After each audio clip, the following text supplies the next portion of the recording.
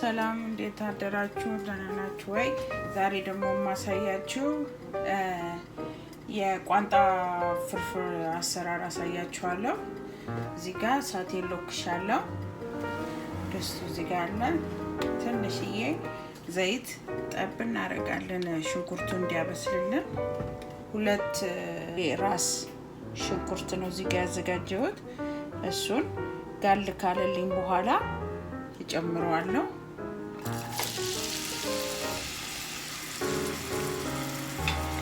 ቲማቲም እንደዚህ በእጄ ክትፍ አድርጌ ድቅቅ አድርጌው ከትፌዋለሁ። እሱን እንጨምራለን። 2 ቲማቲም ነው ማለት ነው።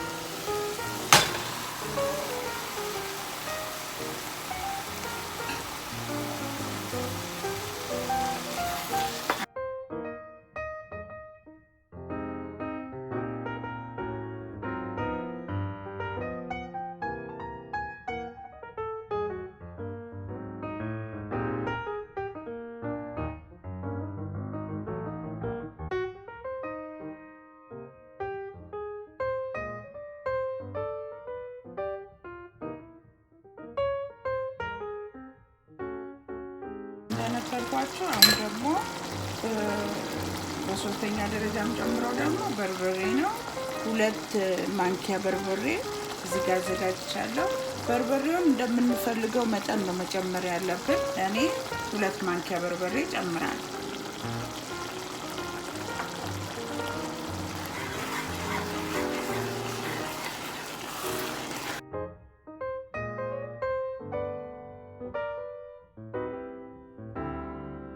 ሽንኩርት የፈጨሁት አለ 1 ማንኪያ ያህል እሱን እንጨምረዋለን።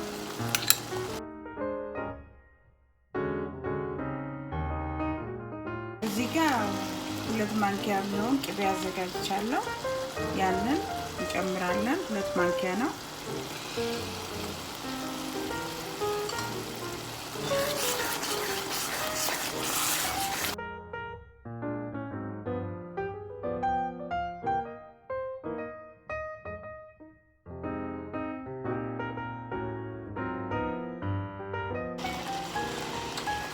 እዚህ ጋር ደግሞ ያዘጋጀሁት ቋንጣው ነው። ቋንጣው ደግሞ በስገዛው በትንሿ ዚፕላክ በሷ የሚያህል ይሄንን እንጨምረው። እሱን ያዘጋጀነውን እንጨምራለን አብሮ እንትን እንዲታሽ።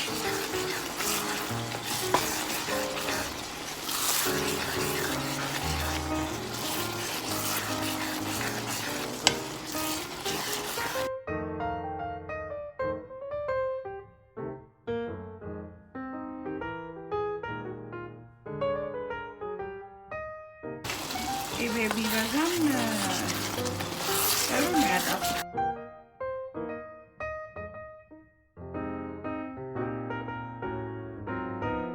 ሙዋችንን ጠፍ እያደረግን እንዲበስልልን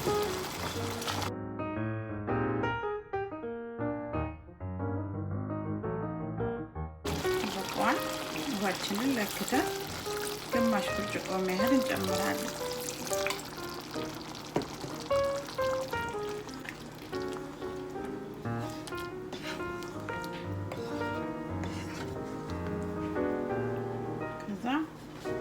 እስኪተከተክልን ድረስ ጨውን እንቀምሳለን።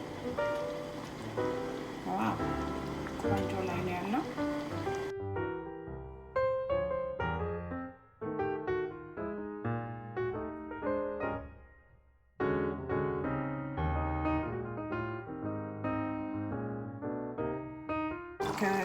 ከተከተከ በኋላ ደግሞ አሁን እዚህ ጋር ያዘጋጀነው 1 እንጀራ ከግማሽ የኢትዮጵያ እንጀራ አዘጋጅተናል። እሳታችንን እናጥፋውና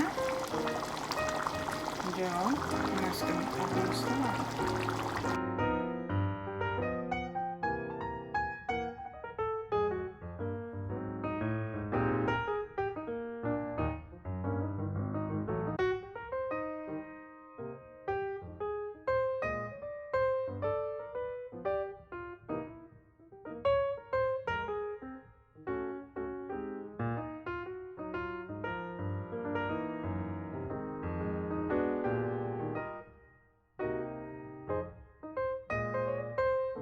ለመቅመስ ያህል